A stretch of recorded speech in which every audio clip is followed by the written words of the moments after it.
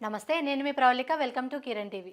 ప్రస్తుతం మనతో పాటు ప్రముఖ ఆధ్యాత్మికవేత్త, జ్యోతిష్య, వాస్తు పండితులు ప్రొఫెసర్ డాక్టర్ ముల్లపూడి సత్యనారాయణ గారు ఉన్నారు. నమస్కారం గురుగారు. నమస్కారం మా ప్రవళిక. గురుగారు, ఇప్పుడు మన అష్టగ్రహ కూటమి 1962లో వచ్చింది అనేసి అన్నారు కదా. అయితే వీరబ్రహ్మేంద్ర స్వామి గారి కాలజ్ఞాన ప్రకారం కలియుగానికి కృతయుగానికి సంధి కాలం నడుస్తుంది, 1000 సంవత్సరాలు అనేసి అన్నారు కదా. అయితే ఇప్పుడు మనకి 2030లో కలియుగం అంతం కాబోతుంది అనేసి చెప్తున్నారు. కొంతమంది పండితులు ఏంటంటే మన కలియుగం 4 లక్షల సంవత్సరాల పైనే అనేసి అంటున్నారు. అయితే ఇంకొకటి, ఇప్పుడు ఈ మధ్య కేరళలో చూసుకుంటే ఈ కలియుగ అంతాన్ని ముందే గుర్తించి చేపలన్నీ బయటకు వచ్చేస్తున్నాయి అనే వీడియోలు కూడా మనకి బాగా కనిపిస్తున్నాయి, వైరల్ అవుతున్నాయి కదా. అసలు కలియుగం అంతం అంటే ఏంటి? నిజంగా వాళ్ళు చెప్పిన దాని ప్రకారం కలియుగం మొత్తం అంతమై అన్ని జీవరాశులు చనిపోతాయా, లేదు ఈ కలియుగాంతం నిజంగానే ఉందా, అసలు ఎప్పుడు ఉంది, ఏంటి దాని గురించి వివరించరా? పురాణాలలో మనకి సూచనప్రాయంగా టెక్నికల్గా చెబుతారు, సింబాలిక్గా చెప్తారనమాట. ఓకే. అంటే కలియుగాంతం అయిపోతుంది, సముద్రాలన్నీ పొంగిపోతాయి, భూమంతా ముంచేస్తుంది, జీవులందరూ చచ్చిపోతారు, తర్వాత మళ్ళీ ఫ్రెష్ సృష్టి, నెక్స్ట్ యుగం స్టార్ట్ అవుతుంది అని చెప్తారు. అది కోడెడ్ లాంగ్వేజ్.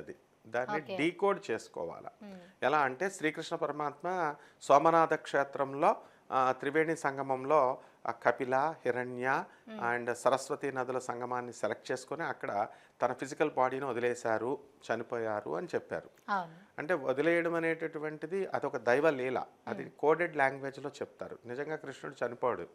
ఇప్పుడు కృష్ణుడు మనతో పాటు ఇప్పుడు ఉన్నాడు, ఇంతకు ముందు ఉంటాడు, గోలోకంలో ఉంటాడు, అణువణువులో ఉంటాడు. కాబట్టి అట్లా అర్థం చేసుకోవాలా. ఎలా అయితే శ్రీకృష్ణుడు చనిపోయాడు అని అన్నారు, వాస్తవం చూస్తే శ్రీకృష్ణుడు తన ఫిజికల్ బాడీని వదిలేశాడు. రాముల వారు తన ఫిజికల్ బాడీని వదిలేసి సరయూ నదిలోకి వెళ్ళిపోయారు. నీటి నుంచే వచ్చారు, పాల సముద్రం నుంచి వచ్చారు, పాల సముద్రంలోకి వెళ్ళారు వాళ్ళు. అట్లా ఈ కలియుగాంతము అనేటటువంటిది, దాని గురించి పోతులూరు వీరబ్రహ్మేంద్ర స్వాముల వారు చెప్పింది అక్షర సత్యాలుగా జరుగుతుంది. ఆయన చెప్పిన కాలజ్ఞానంలో ఏ పాస్టులేట్ కూడా, ఏ డాక్టర్ని కూడా వృధా కాదు. ఎందువల్లంటే 1962లో ఫిబ్రవరి 4వ తేదీ ఉదయం 9 గంటల నుంచి 11 గంటల మధ్యలో ఈ యొక్క అష్టగ్రహ కూటమి వస్తుంది అని చెప్పారు. వచ్చింది. అలాగే వచ్చిన తర్వాత ఆయన అచ్యుతాంబ వీళ్ళందరి దగ్గర కూడా ఆయన పోతులూరు వీరబ్రహ్మేంద్ర స్వాముల వారు ఆయన ఆమె ఆవులు కాస్తూ ఆవులన్నింటినీ ఒక గిరి గీసి లోపల ఉంచి ఆయన కాలజ్ఞానం రాసేవారు. రాసిన తర్వాత ఆ ఆవులన్నీ కూడా ఒక్క అంగుళం కూడా కదిలేవు కాదు, ఆ లోపలే మేసేవన్నమాట. సో ఆ కాలజ్ఞానం రాసినటువంటి పుస్తకాలన్నీ ఒక చోట పాతారు. అక్కడ ఒక చింత చెట్టు మొలుస్తుంది అని చెప్పారు, మొలిసింది. అది ఈ 1962లో అష్టగ్రహ కూటమి వచ్చిన తర్వాత అది ఈ చెట్టు ఆయన రాసిన పుస్తకాలు కప్పెట్టేసిన దాని మీద మొలిచినటువంటి చింత చెట్టు పూస్తుంది అన్నారు. అలాగే పూచింది. పూసిన తర్వాత పువ్వులు పూసిన తర్వాత ఆఫ్టర్ దట్ 5 రోజుల్లో చనిపోతుంది అన్నారు, చనిపోయింది. అవన్నీ తవ్వారు. తవ్వి పోతులూరు వీరబ్రహ్మేంద్ర స్వాముల వారు రాసిన కాలజ్ఞానం అంతా కూడా కందిమల్లాయపల్లిలో ఇప్పుడు క్లియర్గా ఉన్నాయి ఆయన దేవస్థానంలో. Next number 1. నెంబర్ 2, ఆ గుడిలో గంటలు మోగుతాయి అష్టగ్రహ కూటమి వస్తే అన్నారు. అలాగే పోతులూరు వీరబ్రహ్మేంద్ర స్వామి గుడిలో గంటలు వాటికి అంతటికి అవే మోగినాయి. ఆ గుళ్ళో ఉన్న పూజారి, అక్కడ ఉన్న భక్తులు పారిపోయారు బయటికి భయమేసి. అంతా కూడా న్యూస్ పేపర్లో అంతా కూడా ఈ మ్యాటర్ వచ్చింది, అందరూ వెళ్ళి చూశారు వింతగా. సో అక్కడి నుంచి స్టార్ట్ అయింది సంధికాలము అన్నారు. దేనికి? కలియుగం అంతమైపోయి కృతయుగం మళ్ళీ వస్తుంది కాబట్టి ఈ మధ్యలో ఉన్నటువంటి ఈ యుగ సంధికాలం అంటాం, కస్ప్ పీరియడ్ అంటాం, 1000 ఇయర్స్లో జరుగుద్ది అన్నారు. ఇప్పుడు మనం నడుస్తుంది 1962 నుంచి. సో కస్ప్ పీరియడ్లో ఉన్నాం. యుగ ధర్మం మారింది, అందులో డౌటే లేదనమాట. దానికి సంబంధించి మాస్టర్ సివివి అని ఉంటారు, చాలా పెద్ద గొప్ప స్పిరిచువల్ మాస్టర్. ఆయన్ని పాటించిన వాళ్ళు, ఆయన సిద్ధాంతాలు కొన్ని లక్షల మంది ఇప్పుడు పాటిస్తారు. ఆయన శిష్యుడు ఇక్కిరాల కృష్ణమాచార్యులు వారు, ఆయన ఒక ప్రొఫెసర్. ఆయన సో ఆయన కులపతి అంటారు ఆయన్ని. ఆయన నుంచి ఆయన తమ్ముడు ఇక్కిరాల భరద్వాజ్ గారు, ఇప్పుడు గురుచరిత్ర సాయి చరిత్ర మనం చదువుతున్నాం వారివే. ఆయన తమ్ముడే ఇక్కిరాల వేదవ్యాసులుగా వారు, IAS PhD. ఆయన కలియుగాంతం 1999 అని ఒక బుక్ రాశారు.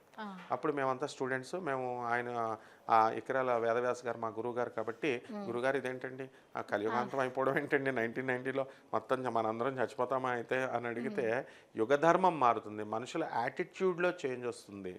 సో ఇప్పుడు for example first world war జరిగింది. ఫస్ట్ వరల్డ్ వార్కి బాంబులు వేసుకున్నాం మీద ఒకళ్ళొకళ్ళు. సెకండ్ వరల్డ్ వార్ బాంబులు వేసుకున్నాం. హిరోషిమా నాగసాకి మీద పడితే ఒక్క చిన్న గడ్డి కూడా ఇప్పటి వరకు మలవట్లేదు, బాగుంది. థర్డ్ వరల్డ్ వార్ కూడా అలాగే జరుగుతుందేమో అనుకుంటాం, మిసైల్స్ అవన్నీ వేసుకోవడం. అలా కాదు, సైబర్ వార్ అనమాట. అంటే మనయన్నీ హైజాక్ చేసేసుకుంటారు, వాళ్ళయన్నీ వాళ్ళు హైజాక్ చేస్తారు. ఈ కోల్డ్ వార్ ఇలా జరుగుతుంది. సో ఆ విధంగా ప్రతిదీ ఋషులు చెప్పిన ప్రతిదీ మనం డీకోడ్ చేసుకోవాలి. అంతేకాని అలా చేసుకోకుండా మనం ఉన్నదన్నట్టు చెప్తే ఇలాంటి కన్ఫ్యూజన్స్ వస్తాయన్నమాట. సో పోతులూరి వీరబ్రహ్మేంద్ర స్వాముల వారు చెప్పిన దాని ప్రకారము ఖచ్చితంగా ఇప్పుడు మనం కస్పీరియడ్లో ఉన్నాం. అయితే అప్పుడు మీరు ఒకటి అడగొచ్చు, ఏమండి మిగతా పంతులు గారులు పండితులు 4,32,000 సంవత్సరాల నుంచి జరుగుతుంది కలియుగాంతం అని అన్నారు కదా. ఆ కలియుగాంతము వేదవ్యాసుల వారు రాశారు. మధ్యలో ఉన్నటువంటి వాళ్ళంతా కూడా ఇన్కార్పొరేట్ చేశారు, ఎవరెస్ట్ వచ్చినటువంటి వాళ్ళు మార్చి పురాణాలన్నింటిని. సో పురాణాలు, ఉపపురాణాలు, ఉపనిషత్తులు, ఇవన్నీ వేదాలు, ఇవన్నీ ఇన్కార్పొరేట్ చేశారు. మంత్రశాస్త్రము, తంత్రశాస్త్రం ఎవరెస్ట్ వచ్చినట్టు వాళ్ళు చేసేసుకున్నారనమాట. సో అందువల్లనే యథాతథంగా గ్రాస్ప్ చేయకూడదు. దీన్ని ఎలా ఉంటుంది అంటే, మనము సద్గురువుల యొక్క జగద్గురువు ఆదిశంకరాచార్యుల వారు, శ్రీకృష్ణుడు జగద్గురువు, అలాగే దత్తాత్రేయ స్వాముల వారు, నృసింహ సరస్వతి స్వాముల వారు, అలాగే పోతులూరు వీరబ్రహ్మేంద్ర స్వాముల వారు, ఇలాంటి వాళ్ళ యొక్క అనుగ్రహం మనకు ఉన్నప్పుడే అది అర్థమవుతుంది. ఇప్పుడు ఈ కలియుగాంతం ప్రకారం 4,32,000 సంవత్సరాలను రాసినటువంటి వేదవ్యాసుల వారు ఆయన పుట్టక ముందే, ఇప్పుడు ఆయన ఎవరు, సాక్షాత్ విష్ణుమూర్తి అవతారం, ఆయన బదరీనారాయణుడు, ఆయనే వేదవ్యాసుల వారు రాశారు. అలాగే వాల్మీకి రామాయణం రాశారు. రాముడు పుట్టక ముందే వాల్మీకి రాశాడు ఊహించి. అండ్ నిజంగానే ఆయన రాసినట్టుగానే అయోధ్యలో ఇలాగే ఎలా అయితే రాశారో అలాగే రాముడు పుట్టి కాంటెంపరీ అయ్యారు, సమకాలికుడు అయ్యారు ఎవరికి, వాల్మీకి. అలాగే ట్రావెల్ చేశారు వాల్మీకి, రాముల వారు ట్రావెల్ చేశారు.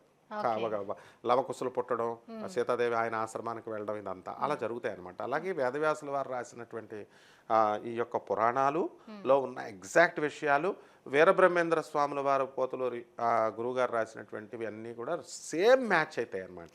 అంటే నో డీవియేషన్స్ ఉండవు. ఇప్పుడు పరమశివుడు భూమి మీదకి వచ్చినప్పుడు ఆయన రాసినటువంటి ఐడియాలజీ, ఆయన ప్రజలకు చెప్పిన ఐడియాలజీని same as it is lord Srikrishna చెప్పాడు. And no deviations. And lord Srikrishna చెప్పినటువంటి యాజ్ ఇట్ ఈస్ ఐడియాలజీని జగద్గురు ఆదిశంకరాచార్యుల వారు, కృష్ణుడు, ఈ యొక్క నృసింహ సరస్వతి స్వాముల వారు, అంటే దత్తాత్రేయ స్వాముల వారు, వీళ్ళంతా కూడా సేమ్ చెప్పారు, నో డీవియేషన్స్. మళ్ళీ ఇప్పుడు మన వాళ్ళు ఉన్నారు కదా, ఇప్పుడు ప్రవచనకారులు అవని, ఇప్పుడు స్వామీజీలు అవని, బాబాలు అవని, వీళ్ళు చెప్పే వాటిల్లో డీవియేషన్స్ ఉంటాయి. కాబట్టి అంటే వాళ్ళకి సరిగ్గా డీకోడింగ్ రాక, అందువలన మనము ఇవి జాగ్రత్తగా తెలుసుకోవాలి. కాబట్టి అగైన్ మనకి ఆయన వీరబ్రహ్మేంద్ర స్వాముల వారు ఏం చెప్పారంటే, ఇప్పుడు ఆకాశంలో 12 రాశులు ఇప్పుడు చెప్పుకుంటున్నాం కదా, ఒక రాశి మాయమైపోతుంది, 11 రాశులే ఉంటాయి అని చెప్పారు. అది కరెక్ట్. అది ఎందువల్లంటే ఆకాశంలో కొన్ని కాన్స్టలేషన్స్ ఉంటాయి, ఈ యొక్క స్టార్స్ ఇవన్నీ కూడా పడిపోతూ ఉంటాయి కదా, తోకచుక్కలు ఇవన్నీ పడిపోతూ ఉంటాయి. అలా ఒకటి మటుమాయం అవుతుంది, నక్షత్రాల పుంత జొడాక్ సైన్స్ కొన్ని మటుమాయం అవుతాయి, మటుమాయం అయిపోయి 11 అవుతాయి అని చెప్పారు. 11 అవుతే అందరికి డౌట్ వస్తుంది, ఏ ఒకటి వెళ్ళిపోద్దా అని చెప్పి. అంతే మరి. అంటే అప్పటికి ఇప్పుడు ధృవతార అప్పుడు లేదు, ధ్రువ మండలం ఇప్పుడు వచ్చింది. అలాగే ఆ ధ్రువుడు రాకముందు ధ్రువుడేమి మధ్యలో వచ్చినవాడు, ఒక మానవుడిగా ఉండి స్టార్ అయ్యాడు. అలాగే ప్రహ్లాదుడు, బలిచక్రవర్తి, వీళ్ళంతా కూడా, బలిచక్రవర్తి ఇప్పుడు మనకి ఆయన ఇంద్రుడు అవుతాడు. నవమ బ్రహ్మ, ఆంజనేయ స్వామి వారు నవమ బ్రహ్మ అవుతాడు ఇప్పుడు. అలాగే అశ్వత్థామ వీళ్ళంతా కూడా చిరంజీవులు అవుతారు. ద్రోణాచార్యుడు వీళ్ళంతా కూడా ఎవరైతే ఉన్నారో, కృపాచార్యుడు, వీళ్ళంతా కూడా వాళ్ళకి కొన్ని చిరంజీవి తత్వాలను ఇచ్చారనమాట. సో నెక్స్ట్ రాబోయేటటువంటి ఇప్పుడు శ్వేతవరాహ కల్పం జరుగుతోంది ఇప్పుడు. ఈ శ్వేతవరాహ కల్పంలో ఇవన్నీ కూడా వీళ్ళు ఈ పోస్టులన్నీ వీళ్ళు తీసుకుంటారనమాట. సో ఈ 11 రాశులు అయిన తర్వాత మనకి ఈ పోతులూరు వీరబ్రహ్మేంద్ర స్వాముల వారు చెప్పింది ఎగ్జాక్ట్ అని చెప్పడానికి ఒక ఉదాహరణ ఉంది. 4,32,000 సంవత్సరాలు కాదు, దానికి ఉదాహరణ ఉంది. ఎలా అంటే ఇప్పుడు కాశీ క్షేత్రం ఉంది. కాశీ క్షేత్రంలో ఇప్పుడు జరుగుతున్నటువంటిది ఏమిటంటే మనం కలియుగం కాదది, కృతయుగం. దీని గురించే బ్రహ్మశ్రీ మా గురువుగారు చాగంటి కోటేశ్వరరావు గారు, గరికపాటి గారు వీళ్ళంతా కూడా చెప్పారు. ఎలా అంటే కాశీని ఇలా తీసుకుని ఉంటే ఈ ఒక యుగాంతం అయిపోయింది, కృతయుగం అయిపోగానే ఆ మొక్కని త్రిశూలం మీద శివుడు ఇలా పైకి ఇలా లేపేసి ఇలా పైకి లేపుతాడు. ఇదంతా జలమయం అయిపోయింది, ఇదంతా సృష్టి వివరిస్తారు కదా కోడెడ్ లాంగ్వేజ్లో. ఆ తర్వాత మళ్ళీ పునఃసృష్టి అయిన తర్వాత ఆ భూమిని కిందకి దింపేస్తారు, అతుకుతారు మళ్ళీ భూమికి. అతకగానే మళ్ళీ త్రేతాయుగం జరిగింది. మళ్ళీ త్రేతాయుగం ఎండింగ్కి ఇలా లేపుతారు. మళ్ళీ ప్రళయం అంతా అయిపోయిన తర్వాత మళ్ళీ కొత్త సృష్టి వచ్చిన తర్వాత క్రిందకి దించి మళ్ళీ ద్వాపరయుగం. అలా బోల్డ్ సార్లు లేపారు, బోల్డ్ సార్లు క్రిందకి దించారు. ఇప్పుడు కలియుగంలో జరుగుతుంది కదా. అలాగా ఇప్పుడు అక్కడ కలియుగం అని చెప్పుకోం, కాశీ క్షేత్రానికి మాత్రము ఎప్పుడూ కృతయుగం అని చెబుతాం.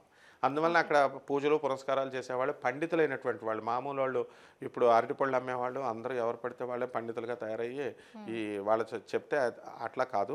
నిజమైన పండితులు కాశీ విశ్వవిద్యాలయాల్లో చదివినటువంటి వాళ్ళంతా కూడా వేదం చదివినటువంటి వాళ్ళు కృతయుగే ప్రథమ పాదే జంబూద్వీపే భరతవర్ష అని చదువుతారు కాశీలో. అక్కడ ఏ విధంగా అయితే కృతయుగమే జరుగుతుందో ఇప్పుడు మనం కూడా సంధికాలంలోకి వచ్చేసాం. కాబట్టి వీటిల్ని, ఈ యుగ మార్పుల్ని, తుఫాన్లని, సైక్లోన్లని, వచ్చేటటువంటి ఈ విషయాలని అన్నీ కూడా పశుపక్షాదులు ముందుగా గ్రహిస్తాయి. అందువల్లనే తుఫాను, ఇప్పుడు వర్షం వస్తుంది, పశువులు గ్రహించి మనం పక్షులు కూయడము, ఎండలు వస్తున్నాయి, తుఫాను వస్తుంది, అలా ఎలా అయితే మనకి సిగ్నల్స్ ఇస్తాయో ఆ విధంగా భూగర్భంలో ఉన్నటువంటి చేపల కేరళ ప్రాంతంలో అన్నీ కూడా పైకి వచ్చినటువంటి వీడియోలు మనకి చక్కర్లు కొడుతున్నాయి. అలాగే 2030లో కలియుగాంతం అనేటటువంటి వీడియోలు కూడా చక్కర్లు కొడుతున్నాయి. దానికి కారణం ఏంటంటే పోతులూరు వీరబ్రహ్మేంద్ర స్వాముల వారే కాదు, జ్యోతిష శాస్త్రంలో కూడా ఏమని చెప్పబడి ఉందంటే వృషభ రాశిలోకి అంటే 1962 తర్వాత అష్టగ్రహ కూటమి పుట్టిన తర్వాత మళ్ళీ, అందుకని ముందు చాలాసార్లు వచ్చింది శని వృషభ రాశిలోకి, అది తీసుకోం. ఇప్పుడు అక్కడ జరుగుతూ తర్వాత షష్టగ్రహ కూటమి ఇప్పుడు జరుగుతోంది మనకి మార్చి 29, 2025 సంవత్సరంలో వస్తుంది. ఆ షష్టగ్రహ కూటమి తర్వాత సప్తగ్రహ కూటమి, అష్టగ్రహ కూటమి ఇలా వస్తూ ఉంటాయి ట్రాన్సిట్స్ అన్నీ కూడా. సో అటువంటి టైములో ఈ యొక్క వృషభ రాశిలోకి శని ప్రవేశించినప్పుడు ఏమవుతుందంట, మొత్తం జీవరాశి నశిస్తుంది అని చెప్పారు. అంటే టోటల్ కాదు, యాటిట్యూడ్ నశిస్తుంది. ఇప్పుడు అలాగే మళ్ళీ చాలామంది చనిపోతారు. అలాగే వృషభ రాశి నుంచి అంటే ఇప్పుడు ఎక్కడున్నాడు శని మనకి మీనరాశిలోకి మార్చి 29, 2025 సంవత్సరంలో ఉన్నాడు.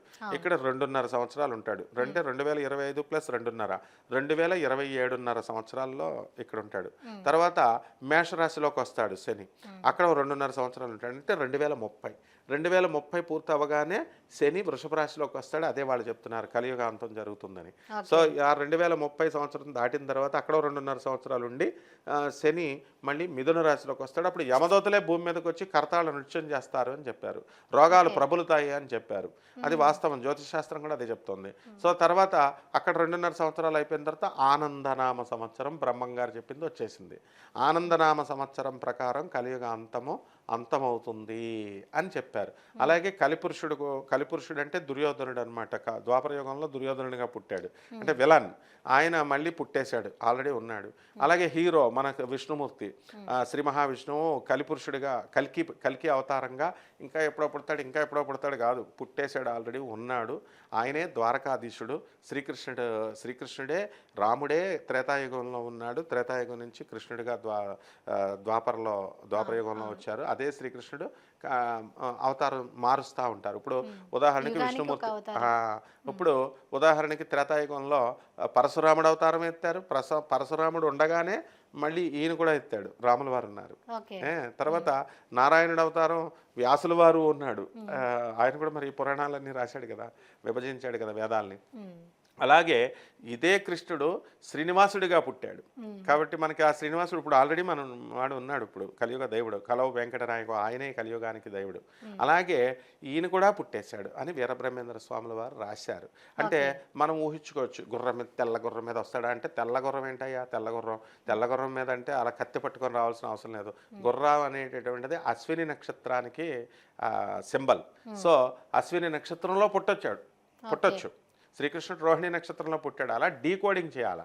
అలాగే ఇప్పుడు చాలామంది శ్రీరామచంద్ర ప్రభువు ఇప్పుడు ఈ క్రైస్తవులు ఎలా చెప్తున్నారంటే గుర్రానికి పుట్టాడు అని. అంటే అశ్వమేధ యాగం చేశారు కదా, అశ్వమేధ యాగం చేస్తే ఆ యజ్ఞంలో నుంచి అగ్నిదేవుడు వచ్చి కొండనిచ్చి రాముడు పుట్టాడు కదా, సో దాన్ని పట్టుకొని అశ్వమేధ యాగం కాబట్టి గుర్రానికి పుట్టాడని వీడియోలు నేను చూస్తున్నాను. మనం అలా ఎవరిష్టం వచ్చినట్టు వాళ్ళు చెప్తా ఉంటారనమాట.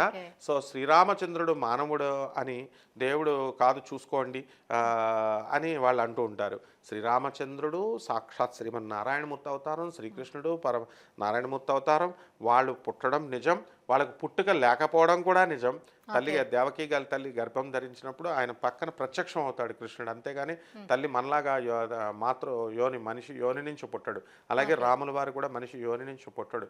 అలాగే చనిపోయేటప్పుడు మనకలా ఫిజికల్ బాడీ వదిలేసి వెళ్ళిపోవడం కాదు. చాగంటి కోటేశ్వరరావు గారు, మరి నండూరు శ్రీనివాసరావు గారు, ఇంకా చాలామంది ఈ యొక్క శ్రీకృష్ణ శరీరము వదిలేస్తే 7 రోజులు అలా అనాథ శవంలా ఉండిపోతే అర్జునుడు వచ్చి దానికి సంస్కారం చేశారు, దహన సంస్కారం అని చెప్పి అంటే వాళ్ళ మీద చాలామంది సత్యభామ గారు, గోవిందసేన వీళ్ళంతా చాలామంది తప్పుపట్టి ఇదిగో కాదు కృష్ణుడు చచ్చిపోలేదు అని ఆమె ప్రూఫ్స్తో సహా చూపించారు.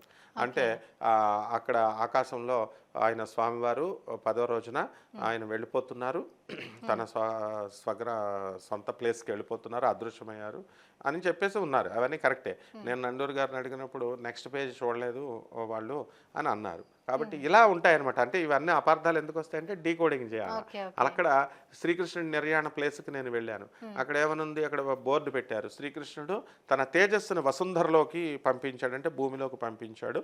తన స్వగ్రామమైనటువంటి తన అబోర్డ్ అయినటువంటి నివాస స్థలమైనటువంటి గోలోకానికి వెళ్ళారు అని ఉంది. అంటే కృష్ణుడు చచ్చిపోలా, అలాగే రాముడు చచ్చిపోలా. మనం ఈ పిచ్చి వాళ్ళంతా రాముడు చచ్చిపోయాడు, కృష్ణుడు చచ్చిపోయాడు, ఇలాంటి నాన్సెన్స్ అంతా చెప్పకూడదు.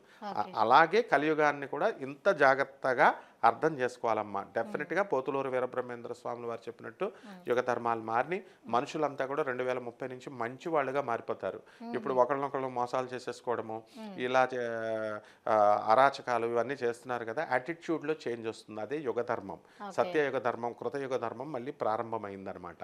అందువల్లనే ఆయన అట్లా చెప్పడం జరిగింది. ఓకే, అంటే కలియుగం అంటే అంతమైపోతుంది, జీవరాశులన్నీ చనిపోతాయి అనేది కాకుండా మనకి అంటే ఒక యుగానికి ఒక మనిషి మనస్తత్వం మారుతుంది అనేది తెలియజేశారు. ధన్యవాదాలు గురుగారు. ధన్యవాదాలమ్మా. ఈ వీడియో ఎలా అనిపించింది అనేది కామెంట్ ద్వారా తెలియజేయండి. మరిన్ని ఇలాంటి వీడియోస్ కోసం మా ఛానల్ని సబ్స్క్రైబ్ చేసుకోండి. Thank you.